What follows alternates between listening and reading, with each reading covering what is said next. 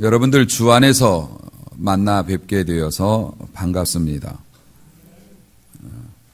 지금은 설교 시간입니다.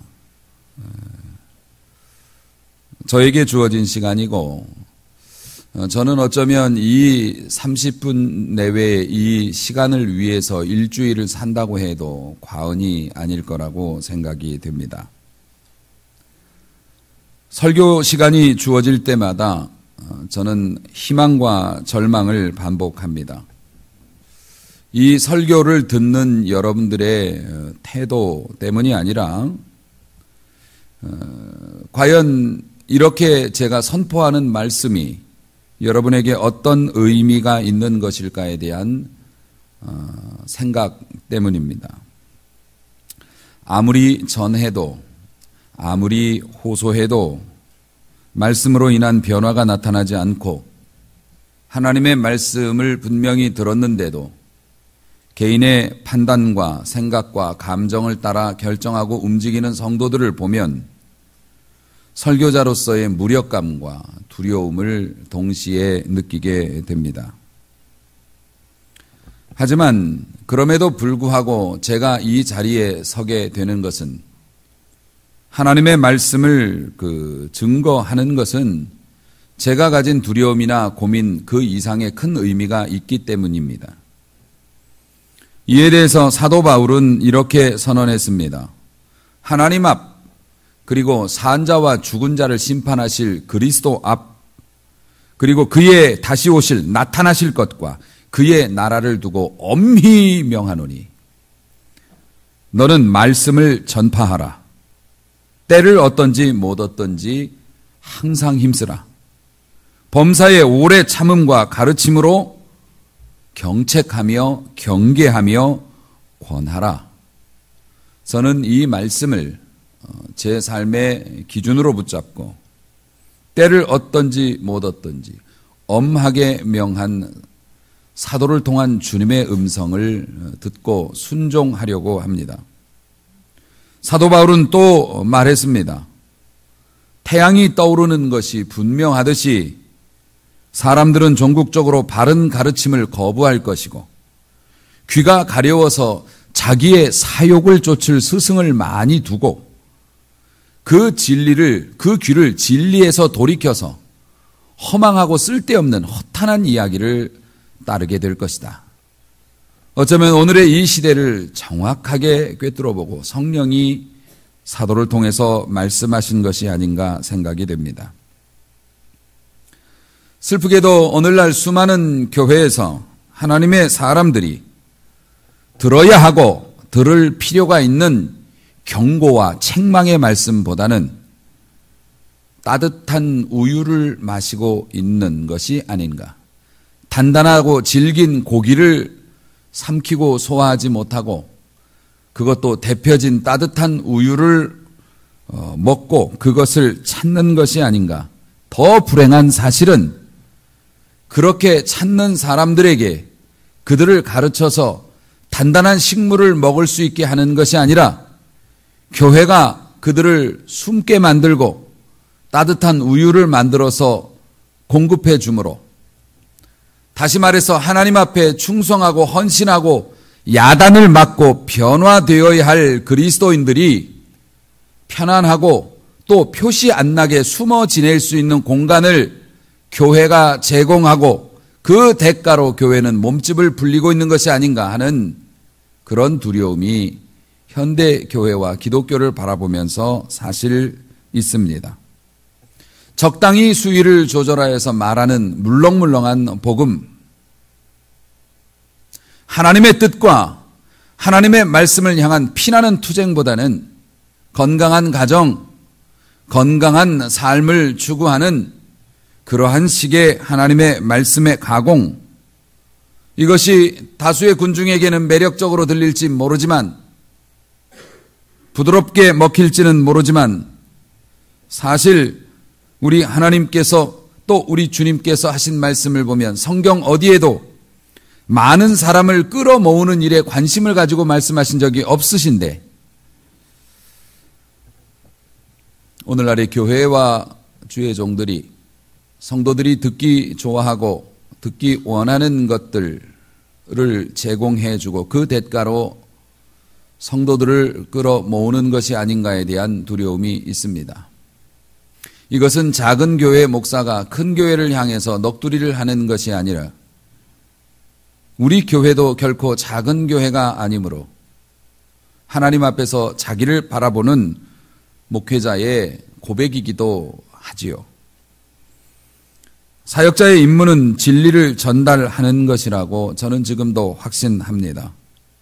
여러분들에게 인기를 얻고 많은 사람들의 마음을 얻어서 그 위에서 사역자가 군림하고 편히 사는 것이 목적이 아니라 맞아 죽든 깨져 죽든 인기가 없던 하나님이 지금 성도들에게 말씀하시기 원하는 것을 깎아먹지 말고 그대로 전달하는 것이 사역자의 의무라고 저는 생각을 하는데, 저는 저의 설교를 듣고 성도들이 변화되든 아니면 배신을 하든 죽을 때까지 변화되는 모습이 없다고 하더라도 저 역시도 죽을 때까지 이 말씀을 증거하고 싶습니다. 왜냐하면 하나님께서 주의 종을 세우실 때 때를 얻든지 못 얻든지 하나님의 말씀을 선포하라고 하셨기 때문에 날씨가 덥든지 춥든지 머리가 아픈 일이 있든지 기분이 최고로 좋든지 아니면 밤이든지 낮이든지 내가 감정적으로 기분이 좋든지 아니면은 사람 만나고 싶지 않은 그날이든지 저는 언제든지 최선을 다해서 정확하게 하나님의 말씀을 증거하고 그렇게 살고 싶습니다. 별은 어둠이 찾아오는 것을 두려워하지 않습니다. 오히려 어둠이 세상 모든 것을 감싸도 별은 그 가운데서 자신을 드러내기 때문에 우리가 진리의 말씀을 가지고 진리의 말씀을 선포하려고 스스로를 쳐서 복종시키고 하나님 앞에 그렇게 산다면 세상에 어려움이 오거나 외로워지거나 궁핍함이 찾아온다 할지라도 그 어둠이 우리를 가릴 수 있는 것이 아니기 때문에 목사가 그렇게 살면 성도도 그렇게 사는 성도가 있을 거라고 믿기 때문에 사랑하는 성도 여러분, 인간의 의견이 아니라 하나님의 말씀에 근거한 풍성한 메시지를 고대하는 성도가 지금도 있다고 믿기 때문에 저는 그렇게 말씀을 증거할 것입니다. 왜 갑자기 목사님이 설교 시작하자마자 성질을 내면서 이렇게 장황하게 설교에 대해서 말씀하느냐면 오늘이 종교개혁 주일이기 때문에 그렇습니다. 종교개혁 주일을 맞이해서 저도 다시 한번 저의 초심을 다잡고 싶어서 여러분에게 설교의 형식을 빌어서 고백을 하고 있는 것입니다. 종교개혁은 1517년 10월 어느 날 그 독일의 천주교의 신부였던 마틴 루터가 자신이 다니고 있는 교수로 재직하고 있는 비텐베르크 대학 성당의 문에 95개 논조의 반박문이라고 하는 대자보죠. 그걸 붙이면서 시작이 되었다고 알려져 있습니다. 당시에 대주교였던 마인츠 대주교가 그 성당의 건축비나 혹은 그 성당에서 사용되고 있는 그 재정적인 그 어려움을 타개하기 위해서 면죄부라고 하는 아주 희대의 기가 막힌 그런 제도와 이런 것들을 만들어서 다시 말해서 네가 사랑하는 가족이 하나님을 안 믿고 그냥 죽어서 지옥 갔을 것이라고 되는 것이 걱정된다면 그를 위해서 돈을 내라. 너희가 헌금하는 순간 그 헌금의 액수가 적당하다면 그 죽은 지옥에 가 있는 영혼이 천국으로 점프하게 될 것이다. 혹은 연옥에서 좀 더 훈련을 받고 천국으로 갈 수 있는 업그레이드 할 수 있는 기회를 얻게 될 것이다. 비행기 타고서 좌석 등급 올리는 것처럼 성당에 돈을 바치면 그렇게 된다라고 했죠. 이제 그것에 대해서 이게 어찌 옳은 일인가에 대해서 95개의 반박 논조를 발표했고 때가 이르러 천주교에서 그 많은 부조리와 불의함에 대해서 불만을 품고 있던 독일의 이제 많은 사람들이 이것을 지지하면서 종교개혁이라고 하는 그러한 것들이 움직임이 일어났고 그 개혁의 결과로서 오늘날 우리가 다니고 있는 이 개신교회, 이 교회들이 이 땅에 출현하게 되었던 것이죠. 이 종교개혁은, 다시 말해서 이 개신교 교회는 세 개의 기둥 위에 있습니다. 이 세 개의 기둥 위에 교회가 있단 말입니다. 이 세 개의 기둥이 뭐냐고 물었을 때 어떤 분은 목사, 장로, 집사라고 그렇게 했는데, 그것은 잘못 아신 내용이고요. 목사, 장로, 집사가 아니고요. 우리가 하는 고백이 있습니다. 이 고백 위에 놓여져 있는데, 그것이 종교개혁의 이제 이념이기도 하지요. 간단하게 설명을 드리면, 오직 성경, 하나님의 말씀이 제일 높은 곳에 있다. 이것이 종교개혁입니다. 왜냐하면 당시에는 독일 사람들이 성경이 없었어요. 라틴어로 된 성경을 가지고 있어서 우리나라 이제 실정으로 말하면 한글로 된 성경이 없었던 거예요. 한국 사람이 교회에서 한글로 된 성경이 없고 뭐 영어나 뭐 독일어나 이런 성경을 본 거예요. 그러니까 목회자들만, 훈련받고 공부한 목회자들만 성경을 볼 수 있었고, 개인은 성경을 가질 이유도 없었고 필요도 없었어요. 그래서 옛날 사람들이 그 성당에 스탠드 글라스가 많은 이유가, 사람들이 성경을 못 보기 때문에 교육용으로 성경에 나와 있는 사건들을 사파로 만들어서 그 창문에다가 장식을 하는 것이 스탠드 글라스의 원조가 되기도 했습니다. 하나님의 말씀을 일반인들이 볼 수 없었기 때문에 교회의 전통이 되게 중요시 되었고, 신부님들이, 목회자들이 성도들에게, 혹은 캐톨릭은 중앙집중이기 때문에 위에서 내려온 지침이 내려오면 그게 그냥 하나님의 뜻이 되는데, 이게 순수하지 못했던 것이 문제였죠. 그래서 검증이 안 되니까 성경에 없는 것들이 진리가 돼버립니다. 마리아를 숭배하는 그러한 일들, 연옥의 교리, 예수님의 동상을 세우고 그 앞에 꾸벅꾸벅 절하는 거, 성지순례를 해야 천국을 갈 수 있다라고 하는 해괴한 논리들, 마치 지금 IS나 이슬람 그 테러 분자들이 뭐 성전이라고 하죠. 지하드라고 하는, 자기들의 신념을 지키기 위해서 전쟁을 하다가 자폭해가지고 죽으면 천국에 갈 수 있다라고 말하는 말도 안 되는 논리가 옛날 캐톨릭에도 있었습니다. 성지순례를 가고 십자군 전쟁을 하면서 죽으면 천국에 갈 수 있다, 이런 논리들을 가지고 있었지요.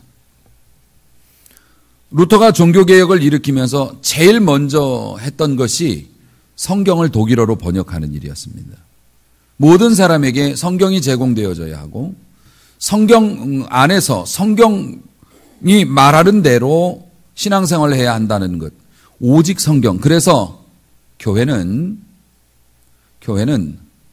성경이 으뜸입니다. 다시 말해서 우리가 100년을 지켜온 전통이라고 하더라도 성경 말씀을 대봐가지고 성경에서 이것을 지지하지 않는다고 하면 오늘이라도 바꾸는 것이 교회이고 교회여야 합니다. 성도들도 우리 집안에서 내려온 뭐가 있다고 하더라도 하나님의 말씀과 대조해 봐서 하나님의 말씀이 이것을 원한다면 바꾸는 것이 성도입니다. 교회는 오직 하나님의 말씀이 최고의 권위를 갖습니다. 원로 목사님도, 당회의 결정도, 심지어는 다수의 의견도 하나님의 말씀과 대립이 된다면 하나님의 말씀을 따라가는 것, 이것이 종교개혁의 정신이었고 오늘날 이 교회가 따르고 있는 룰입니다. 또 하나, 종교개혁의 세 가지의 기둥, 하나는 이신칭의입니다. 오늘 읽은 본문에서 나옵니다. 루터는 많은 공부를 했고 많은 고민을 했습니다. 그런데 신앙이 자기의 삶에 영향을 끼치지 못하고 자기가 남을 가르치는 교수의 직분에 있고 신부가 되었음에도 불구하고 구원의 확신이 없었어요. 왜냐하면 공로주의, 자기가 무언가를 해야 천국을 간다라고 하는 이걸 배웠기 때문에 지금 자기가 자기를 보면 이 상태로는 천국을 못 갈 것 같은 거죠. 하는 것도 많았지만 하나님 앞에 죄송스러운 일도 너무 많아서, 또 친구가 벼락 맞아 죽는 것을 보면서 인생의 덧없음을 알고 그가 신앙세계로 들어왔지만 신앙세계 그 교리 안에서, 교회 안에서 심지어는 피가 나도록 무릎으로 계단을 기어 올라가지만 그래도 영혼의 만족은 없고, 내가 기어 올라오다 힘들어서 한번 건너뛴 계단이 나를 붙잡고 있으니까 그러다가 루터는 로마서를 보면서 로마서 안에서 구원을 받습니다. 오늘 읽은 본문의 말씀 16절과 17절, 복음은 모든 믿는 자에게 구원을 주시는 하나님의 능력이 되는데 복음에는 하나님의 의의가 나타나서 믿음으로 믿음에 이르게 한다. 이 한 줄이었습니다. 이 한 줄로 그는 자유를 얻습니다. 복음에는 하나님의 의의가 나타난다. 하나님의 의의는 하나님을 믿는 게 하나님의 의의입니다. 믿음으로 믿음에 이르게 한다. 다시 말해서 우리가 다른 것, 세상의 공로, 세상에 가진 모든 스펙, 이것으로 구원을 얻는 것이 아니라 우리를 사랑하사 우리를 위하여 자기 몸을 버리시고 죽었다가 살아나셔서 우리의 모든 죄를 담당하신 예수를 믿는 믿음으로 오직 구원을 받는다. 이 사안인데 이 믿음조차 하나님의 의의가 복음 안에 나타나서 우리에게 믿음이 믿음에 이르게 한다는 건 하나님이 믿음을 우리에게 선물로 주셨고 그 믿음을 사용해서 우리는 구원을 얻는다. 인간의 공로가 배제된, 루터가 이것을 보면서 자기를 얽어매고 있던 모든 고민이 떨어져 나가게 되죠. 그리고 그것을 나누기 위해서 자신의 뜻을 표현을 한 겁니다. 오늘도 마찬가지입니다. 구원을 얻기 위해서 우리가 많은 것들을 하고는 있지만은 그것이 구원을 얻기 위해서가 아니라 하나님의 은혜에 감사한 마음 때문에 하는 것이죠. 교회는 그렇습니다. 교회는 목사가 구원 얻게 하는 거 아닙니다. 교회는 여러분들이 교회를 다니고 한 번도 안 빼먹어서 구원이 되는 게 아닙니다. 오직 믿음으로, 그 믿음은 하나님이 우리에게 선물로 주신 것이고 그것이 복음인 것입니다. 사랑하는 성도 여러분, 그러므로 우리 성도들은 또 우리 교회는 이렇게 고백해야 합니다.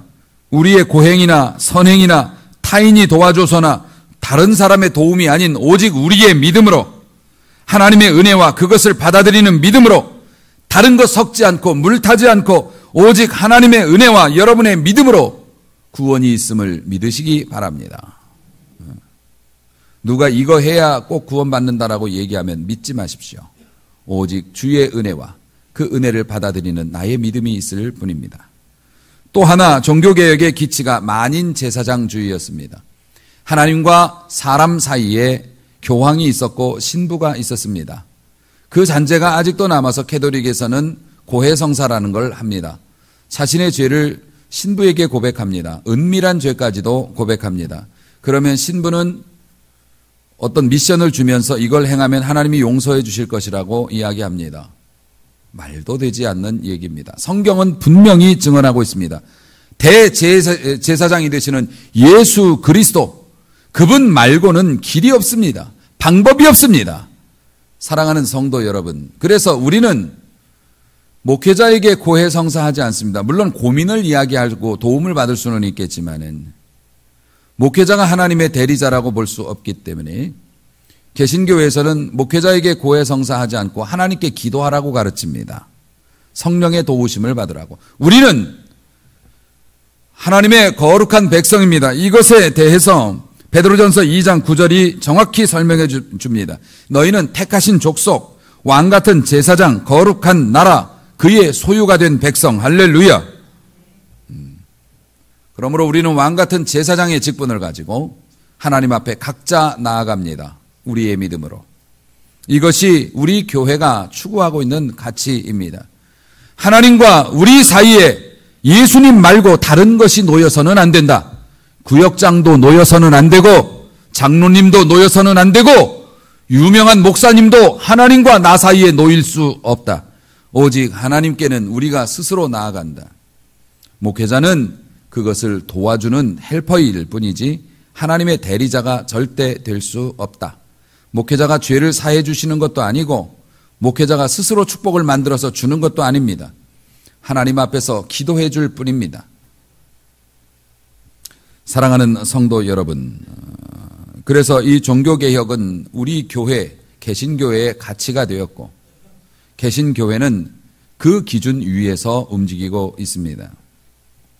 종교개혁은 몇백 년 전에 일어난 사건이 아니고 지금도 진행 중입니다. 이것이 중요합니다. 사랑하는 성도 여러분, 강은 흘러야 합니다. 강은 흘러야 합니다. 강이 존재하고 물이 존재하면 물은 빠르든 느리든 움직여야 합니다.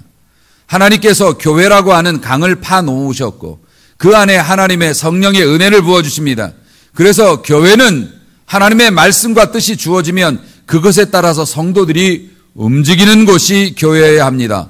고이면 썩습니다. 교회가 아니라 천하의 무엇이라도 고이면 썩습니다. 자, 오늘도 종교개혁이 이루어져야 하는 이유가 무엇입니까? 우리가 종교개혁의 세 가지 중요한 가치관을 말했습니다. 오직 성경. 그런데 오늘날 교회들의 모습을 보십시오. 하나님의 뜻이 무엇인지 알지만 교회 형편이 그러하므로 또 이 큰 교회가 흔들리지 않기 위해서 잠시만 그냥 인간적인 방법을 써봅시다. 공공연하게 이루어지고 있습니다. 그래서 교회가 크면 큰 일을 해서 영광 돌릴 수도 있지만 그만큼 위험합니다. 교회 목사님이 하나님의 대리자가 되기도 합니다. 본인도 아니라고 그러고 성도들도 아니라고 하지만 그 목사님한테 기도 한번 받아보려고. 그렇습니까? 안 그렇습니까? 그 목사님한테 기도 한번 받아보려고, 그 목사님 신방 한번 받아보려고. 요즘엔 그것도 희미해졌지만 목사님이 말하면 그게 곧 하나님의 말씀이라고, 곧 그게 교회의 법이 되고 그것에 대해서 반기를 드는 사람들이 존재할 수 없는 교회, 이 땅에 수도 없습니다. 오늘날 교회들이 성경보다는 전통으로 돌아가고 만인 제사장주의보다는 목사가 제사장이 되고 큰 교회 목사님들은 하나님이 받을 만한 영광을 아니라고 이야기하지만 누리면서 살아가는 이 시대, 그런 교회가 어떻게 세상을 이끌 수 있고 어떻게 썩어가는 세상을 갈아엎을 수가 있겠습니까? 그렇기 때문에 오늘도 우리 교회는 개혁되어져야 합니다. 교회의 힘은 목회자에게서 나오는 것이 아닙니다. 하나님의 말씀을 두려워하는 성도들에게서 교회의 힘은 나온다고 믿습니다. 훌륭한 목사님, 공부 많이 하시고 설교 잘하시는 훌륭한 목사님이 계신다고 해서 그 교회가 능력 있는 것이 아닙니다. 그 말씀을 가지고 내 삶을 개혁하며 그 말씀을 순종하는 말없는 성도들에게, 성도들을 통해서 교회의 힘이 나오고, 그래서 초대교회도 그랬고 우리나라 초기 개신교도 그랬고 성도들의 숫자는 많지 않았지만 그 성도들이 하나님을 따름으로 세상을 변혁시켰고, 그 변혁시킴으로 인해서 하나님을 믿지 않는 사람조차도 교회를 두려워하고 교회를 존중했던 시절이 있었지 않습니까? 오늘날 교세는 엄청나게 커졌고 어마어마한 건물들이 세상에서 십자가를 달고 서 있지만 오늘처럼 복음이 땅에 떨어진 적이 없었고 오늘처럼 주의 종들이 그 평가를 못 받는 시절이 없었는데 왜 그럴까요? 개혁이 부족해서였습니다. 오직 하나님의 말씀, 오직 믿음으로 다른 것 다 필요 없이 오직 내가 하나님 앞에서 이것을 교회가 잊었기 때문이 아니겠습니까? 성도들은 내 스스로 하나님 앞에 나아가는 것보다 훌륭하신 목사님이 내려주시는 은혜에 만족하고 있는 것 아니었겠습니까? 성도들은 단단한 식물을 먹기 위한 노력보다는 따뜻한 우유를 찾았고 교회는 그것을 공급하면서 성도들을 숨겨주었습니다. 덩치는 커졌지만 건장해진 것이 아니라 살이 찐 것이었죠. 오늘의 현실은 제2의 종교 개혁을 요구합니다. 사랑하는 성도 여러분, 하나님의 말씀은 진리고 영원히 변하지 않지만 세상은 엄청나게 빠르게 변하고 있습니다. 그 속도가 점점 빨라지고 있습니다. 10년 전, 20년 전, 30년 전에 교회에서 없었던 일들이 지금은 생겨나고 있습니다. 가정이 무너지고 있고 아이들은 듣도 보도 못한 말을 하고 옷을 입으면서 세상에서 자신의 자리를 찾기 위해서 분주히 움직이고 있습니다. 교회가 그들을 품어줘야 하는데 우리는 전통에 얽매여서, 우리는 습관에 얽매여서 30년 전에 개발한 여름 성경학교 교재로 지금도 성경학교를 하려고 하고 있습니다. 교회는 움직이고 변해야 합니다. 여러분, 우리가 개혁이 되어져야 하고 우리도 끊임없이 우리의 신앙을 갱신해야 되는데, 업데이트를 해야 되는데 됩니까? 안 됩니까? 돌려 말하지 않겠습니다. 안 됩니다. 왜 안 됩니까? 내 속에 내가 너무 많아. 하나님의 말씀이 옳은 줄은 알겠는데, 이대로 살면 안 되는 줄은 알겠는데, 하나님의 말씀을 따라가기엔 내 엉덩이가 너무 무거워요. 내가 그렇게 손해보고 싶지 않아요. 달콤하게 자던 데에서 일어나고 싶지 않아요. 따뜻한 방 안에서 찬 데로 나가고 싶지 않아요. 내 마음은 말씀을 들으면 편해지고 싶은데 삶은 그렇게 안 돼요. 그렇게 해서 오래 지냈습니다. 점점 하나님의 말씀에 빚은 져가고 있고 순종은 없어지니 나이 많이 먹고 신앙의 연륜이 쌓이는 게 죄스러울 뿐인, 언제까지 우리가 그렇게 살아야 하겠습니까?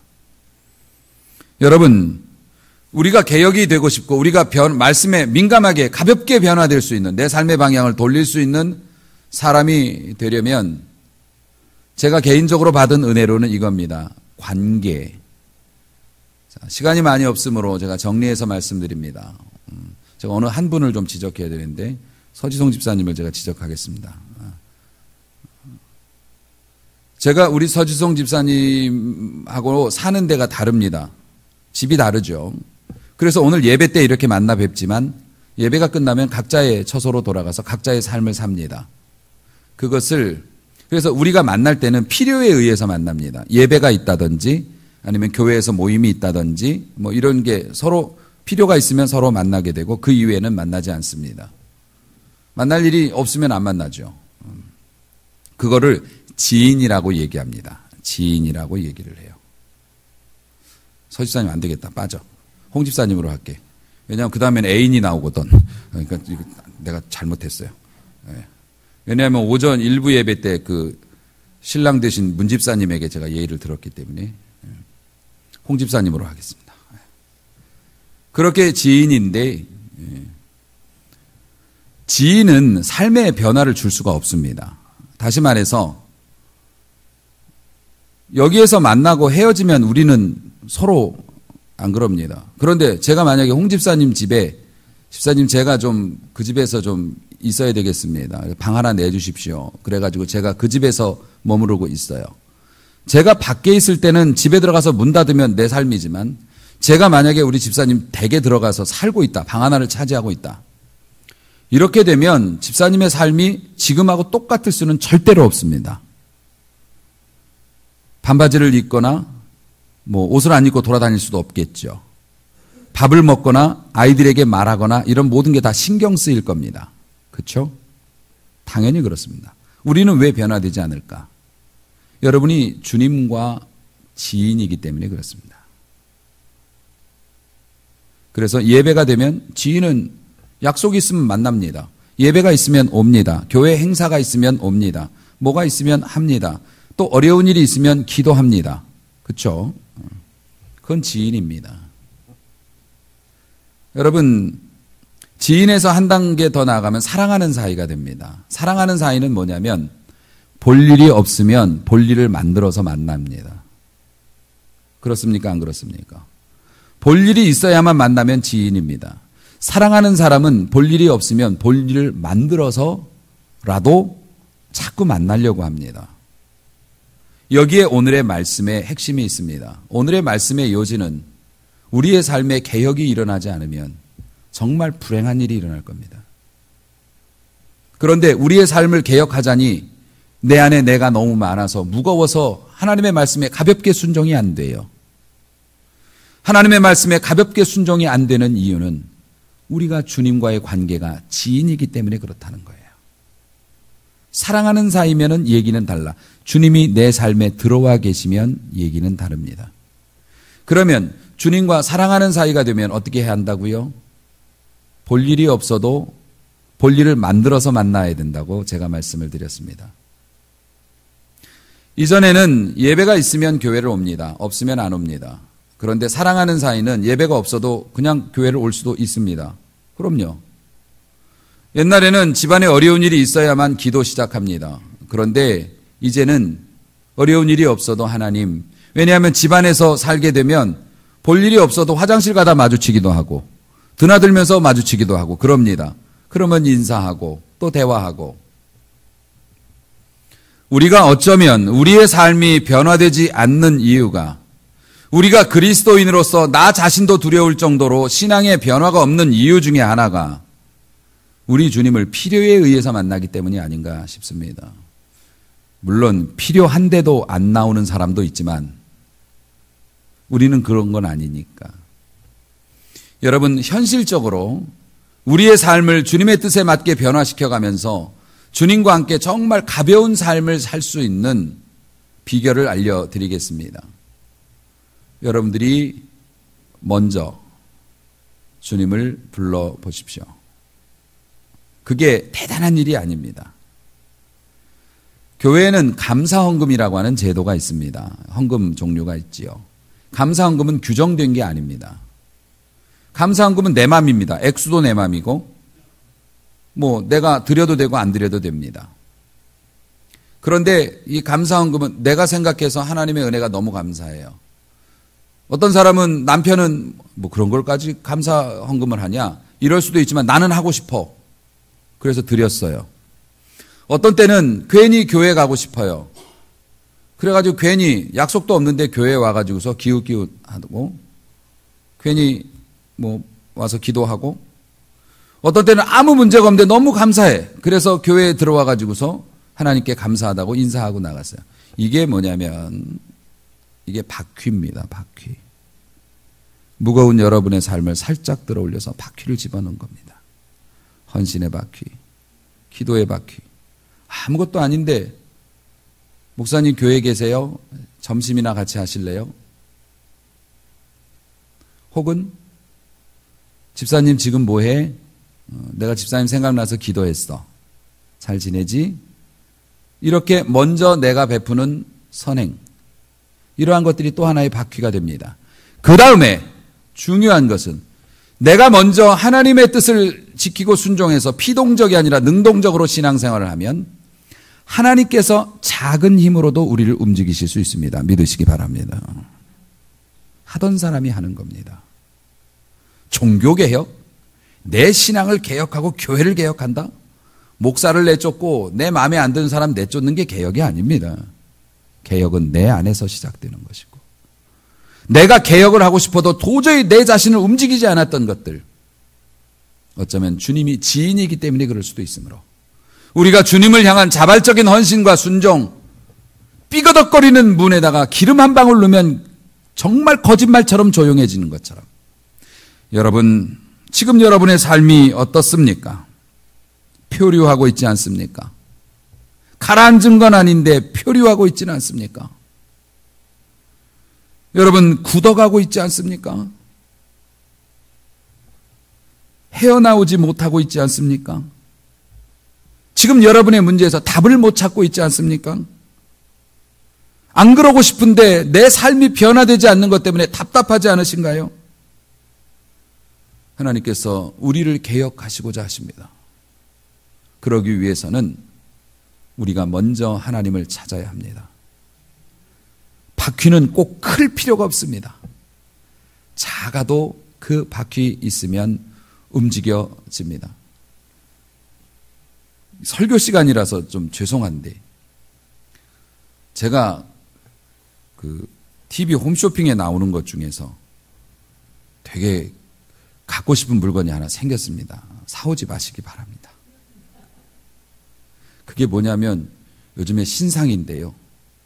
그 지렛대 같이 생겼더라고요. 자동차 자키처럼 이렇게. 그래서 가구 같은 거 밑에다 이렇게 그걸로 떠 올려가지고 밑에다 이렇게 도르래 바퀴를 집어넣어서 움직이는 거. 제가 그런 거 되게 좋아하거든요. 그걸 보면서 오늘 말씀이 생각이 났었습니다. 여러분, 그 지렛대라고 하는 것은 지금 이렇게 듣는 하나님의 말씀입니다. 목사님이 핏대를 올려가면서 여러분에게 전하는 하나님의 말씀입니다. 그걸로 주일날에는 잠깐 들릴 수 있어요. 지금은 여러분이 은혜 받을 때니까 들리는데, 그리고 나서 어떻게 해야 돼요? 들렸으면 여러분이 나가서 능동적인 순종으로 빨리 집어넣어야 돼요. 안 그러면 다른 거 또 다음 주에 또 들어야 되니까. 또 하나님 앞에서 은혜 받을 일이 있어요. 살짝 들렸어요. 내 삶이 들렸을 때 끼워 넣어야 됩니다. 그렇게 끼워 넣으면 어떻게 됩니까? 밀면 밀립니다. 변화됩니다. 빠져나오실 수 있습니다. 표류하던 내가 목적지를 보게 됩니다. 그전에는 마음만 먹고 죄스러웠는데 이제는 행하고 기뻐합니다. 그렇게 변화되라고 오늘 하나님이 말씀하고 계십니다. 그렇게 순종하시고 이제 하나님 앞에서 끊임없이 느리지만 움직여가는 성도가 되고 우리 교회가 되어서 하나님의 뜻을 이루어드리는 멋진 날을 볼 수 있게 되기를 주님의 이름으로 축복합니다.